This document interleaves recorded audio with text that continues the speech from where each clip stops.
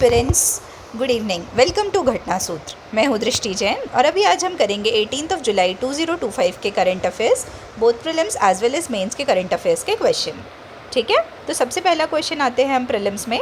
तो first topic है Nemaspis Brahmaputra recently seen in the news belongs to which species. तो ये ब्रह्मपुत्रा लिखा हुआ है लास्ट में, तो आप एरिया तो आप समझ ही सकते हो कि आसाम वाले एरिया का है। ठीक है, तो कहाँ पे मिली है ये स्पीसीज़ बोल रहा है, एक किस टाइप की ये स्पीसीज़ है। तो options are frog, fish, butterfly और गेको। तो देखो this is a very factual question. ठीक है, तो यदि बनेगा तो ठीक, नहीं तो ज़्यादा लोड नहीं लेना अपन को, इस क्वेश्चन का याद रहता है तो ठीक है। तो दिस इज़ गेको। ठीक है, ये न्यूली डिस्कवर्ड गेको स्पीसीज़ है और ये आसाम के दिर्गेश्वरी टेम्पल के पास मिली है। ठीक है, और ब्रह्मपुत्रा के ऊपर इसका नाम रखा गया है। फिर आते हैं अपन next question is which ministry organise the Swachh Sarvekshan 2024-25 award ceremony. तो अभी अपन ने आज सुबह की करंट अफेयर्स में पढ़ा था स्वच्छ सर्वेक्षण। तो options are ministry of environment, forest and climate change, ministry of Jal Shakti, ministry of housing and urban affairs and ministry of urban development. तो obviously which is the correct answer, आज अपन ने पढ़ा था, महुआ पढ़ा था ना, MOHUA, ministry of housing and urban affairs. ठीक है, तो स्वच्छ सर्वेक्षण 2025 करती ministry of housing and urban affairs और ये स्वच्छ भारत मिशन अर्बन के अंदर किया जाता है by quality in collaboration with quality council of India. ठीक है, the third question is which country launch the communication satellite Dror. तो ये कम्युनिकेशन सैटेलाइट किसने लॉन्च किया है। तो the options are China, Israel, France and Germany. तो ये भी एक नॉलेज वाला क्वेश्चन है, इसको आप मतलब एनहांसमेंट कर सकते हो अपना एनरिचमेंट, नॉलेज एनरिचमेंट। तो the correct answer is Israel. ठीक है, तो इजराइल ने द्रौर-1 सैटेलाइट लॉन्च की है। ये फुली गवर्नमेंट फंडेड है और एक कम्युनिकेशन सैटेलाइट है। किससे लॉन्च की है, स्पेस एक्स के फैल्कन 9 रॉकेट से की है। ठीक है, आई होप ये क्लियर होगा तीनों क्वेश्चन। अब आते हैं अपन क्वेश्चन नंबर 4 में, which state launched the My Deed NGDRS pilot project. तो माई डीड पायलट प्रोजेक्ट किसने लॉन्च किया है। ठीक है, तो the options are Himachal Pradesh, Uttarakhand, Madhya Pradesh, Uttar प्रदेश।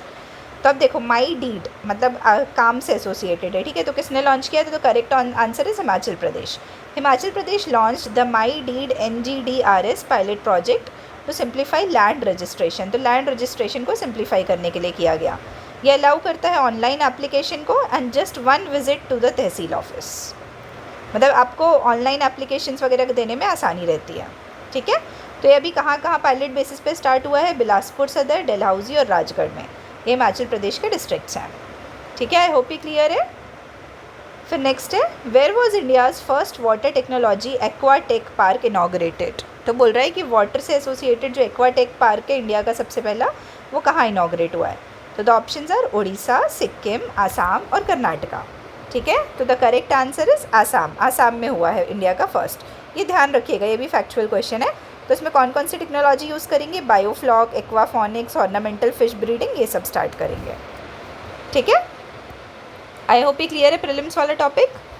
अब आते हैं हम मेंस के सेक्शन में। तो मेंस में हमको क्या करना है, मेंस में हम 2 क्वेश्चन करेंगे। पहले दोनों क्वेश्चन को समझेंगे अच्छे से, उसके बाद हम इम्प्रोवाइज़ करेंगे उसके आंसर को कि कैसे इंट्रो लिखना है, बॉडी लिखना है और कंक्लूजन लिखना है।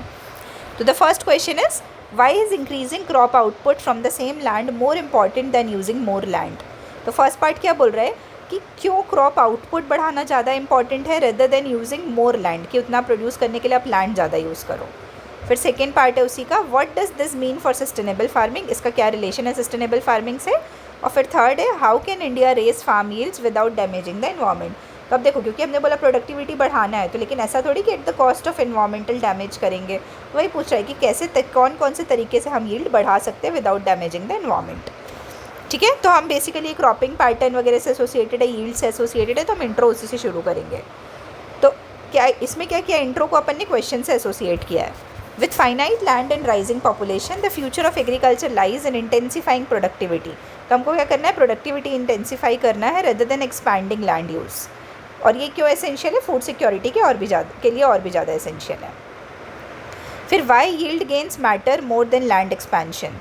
तो यील्ड गेन क्यों मैटर करता है लैंड एक्सपेंशन से ज़्यादा, क्योंकि अपने यहाँ क्या है, लैंड की स्कैरसिटी है। तो ये जो डेटा है ना, ये बहुत इंपॉर्टेंट है कि हमारे पास इंडिया के पास 2.4% of the global land area है, लेकिन वो 17% ऑफ द पॉपुलेशन को सपोर्ट करती है। मैं हाईलाइट कर देती हूँ, एक काम करती हूँ, इसको आप लोग याद रखिएगा। ठीक है, तो कितना 2.4% ऑफ ग्लोबल लैंड एरिया है, लेकिन वो सपोर्ट करते हैं 17% पॉपुलेशन को।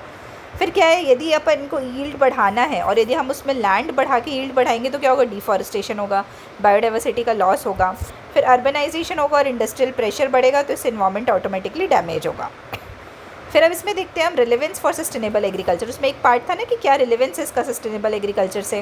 तो ऐसे में क्या होगा, यदि हम यील्ड बढ़ाएंगे तो हम बेसिकली क्या कर रहे हैं, एफिशिएंट रिसोर्सेज का यूज़ कर रहे हैं या रिसोर्सेज को एफिशिएंटली यूज़ कर रहे हैं, जैसे फर्टिलाइज़र को। फिर उसके बाद पानी हम कम यूज़ कर रहे हैं लेकिन ज़्यादा एफिशिएंसी का यूज़ कर रहे हैं।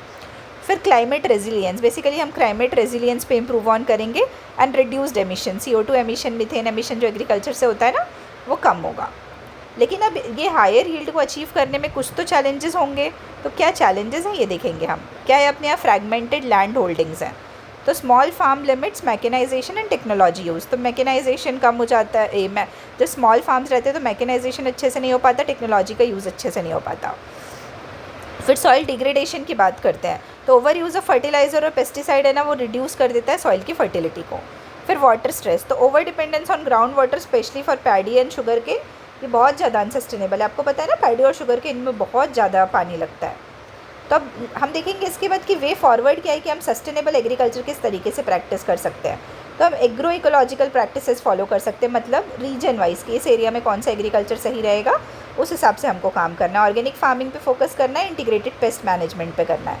फिर प्रिसिशन फार्मिंग की बात करते हैं तो हम ड्रोन्स यूज़ करेंगे, AI यूज़ करेंगे, सैटेलाइट इमेजरी यूज़ करेंगे। अब ऑप्टिमाइज़ करने के लिए किसको, अपने इनपुट को ऑप्टिमाइज़ करने के लिए, कि मतलब जैसे टाइमली हम कर सकें। ऐसा नहीं कि जैसे अभी ज़रूरत नहीं है फर्टिलाइज़र की तो भी आप फर्टिलाइज़र डाल रहे हो, ऐसा नहीं होना चाहिए। और इस सब चीज़ में पता है, एक जो बहुत अच्छा काम करता है वो सॉइल हेल्थ कार्ड, ये जो गवर्नमेंट की स्कीम है ना, सॉइल हेल्थ कार्ड स्कीम, ये बहुत अच्छा काम करती है। फिर high yield climate resilient seeds use करेंगे। नेचुरल और ऑर्गेनिक मेथड, जैसे ZBNF है ना, आंध्र प्रदेश में स्टार्ट हुआ था, ज़ीरो बजट नेचुरल फार्मिंग, तो उसमें पैसे भी कम लगते हैं और सस्टेनेबल भी होता है। फिर परंपरागत कृषि विकास योजना जो गवर्नमेंट अभी प्रमोट कर रही है। फिर farmer awareness and training programme start करना है, छोटे छोटे गाँव में रखो, कृषि विज्ञान केंद्र के थ्रू उनको सेंसिटाइज़ करो। फिर पब्लिक प्राइवेट पार्टनरशिप ला सकते हैं इनोवेशन वगैरह डेवलप करने के लिए। ठीक है, तो आई होप ये क्वेश्चन क्लियर है। अब इसमें आएंगे हम कंक्लूजन की तरफ, जब हमने बॉडी पार्ट देख लिया है उसके बाद। तो India must shift from land intensive to yield intensive, ये इंपॉर्टेंट लाइन है ना, बहुत इंपॉर्टेंट लाइन है कि हमको ऐसा नहीं कि हम लैंड ही बढ़ाते जाए, हमको यील्ड भी बढ़ाना है। तो हमको यील्ड इंटेंसिव फार्मिंग की तरफ शिफ्ट होना है और बैलेंस्ड पाथ देखना है, जो इकोनॉमिक वायबिलिटी को भी देखे, इकोलॉजिकल हेल्थ को भी देखे और सोशल इक्विटी को भी देखे। ठीक है, क्लियर है ये। चलो अब हम मूव ऑन करते हैं नेक्स्ट क्वेश्चन में। तो नेक्स्ट क्वेश्चन है, how is artificial intelligence used in military operations, what are its effect on combat planning and troop movement. तो बोल रहे हैं कि आर्टिफिशियल इंटेलिजेंस का मिलिट्री ऑपरेशन में कैसे यूज़ कर सकते हैं हम, और उसके इफ़ेक्ट्स क्या है कॉम्बैट प्लानिंग में और ट्रूप मूवमेंट में। तो ये फर्स्ट पार्ट है और ये सेकेंड पार्ट है। ठीक है, दो पार्ट है। तो हम स्टार्ट किससे करेंगे, AI से चालू करेंगे, क्योंकि AI का क्वेश्चन है। तो AI क्या कर रहा है, ट्रांसफॉर्म कर रहा है अभी के डिसीजन मेकिंग प्रोसेस को, उसमें प्रिसिशन ला रहा है, स्पीड ला रहा है और एफिशिएंसी ला रहा है।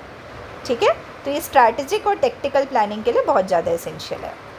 अब applications of AI in military operation, तो मिलिट्री ऑपरेशंस में कैसे AI की एप्लीकेशंस को देख सकते हैं हम।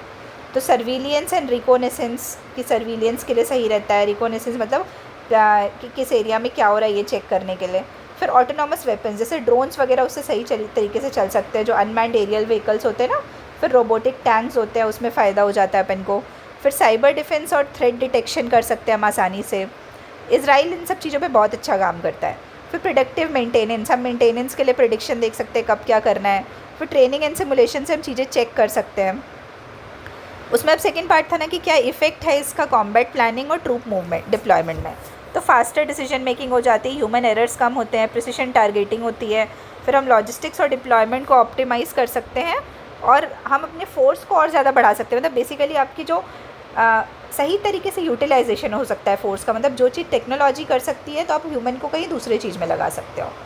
ठीक है, अब वे फॉरवर्ड क्या है कि हम कैसे इंश्योर कर सकते हैं एफिशिएंट और इफेक्टिव AI का यूज़ डिफेंस में, क्योंकि कुछ एरर्स भी नहीं होने चाहिए ना, हमको ये ध्यान रखना है। तो एथिकल, ये बहुत इंपॉर्टेंट पॉइंट है, नहीं तो लोग क्या डिफेंस में कुछ भी यूज़ करेंगे और दूसरे नेशन को हार्म होगा। तो एथिकल गाइडलाइंस होना चाहिए एक सही तरीके की। फिर इंडिजीनियस R&D पे फोकस करना है हमको, जैसे अभी इंडिया फोकस कर रही है ना इंडिजिनाइजेशन ऑफ डिफेंस पे। तो इनोवेशन फॉर डिफेंस एक्सीलेंस जैसे अपना है इनोवेशन के लिए IDEX। फिर हमको इंडस्ट्री एकेडमी से लिंकेज करना है, तो कोलैबोरेशन विद इंडस्ट्री और स्किलिंग करना है मिलिट्री पर्सनल की, मतलब रेगुलरली उनको अपग्रेड करते रहना है। ठीक है, तो आई होप ये समझ आया होगा। हमने बॉडी पार्ट देख लिया, अब हम मूव ऑन करते कंक्लूजन की तरफ। तो बोल रहा है कि एआई रीडिफाइन करेगा कंटूर्स ऑफ मिलिट्री प्लानिंग, कैसे उसको स्मार्टर करेगा, फास्टर करेगा और सेफर करेगा। लेकिन आप इसको एंड करना किससे, एथिक्स वाले पॉइंट से। एथिक्स, तो एथिक्स बहुत ज़्यादा ज़रूरी है एआई में, तो इसलिए हमको ये ध्यान रखना है कि हम एथिकल यूज़ ऑफ एआई करें डिफेंस में। ठीक है, आई होप ये क्लियर है ये दोनों आंसर भी। अब अपन कल मिलेंगे, कल से एसोसिएटेड करेंट अफेयर्स को लेकर 19 जुलाई के। ठीक है, तब तक के लिए बहुत बहुत धन्यवाद and all the very best.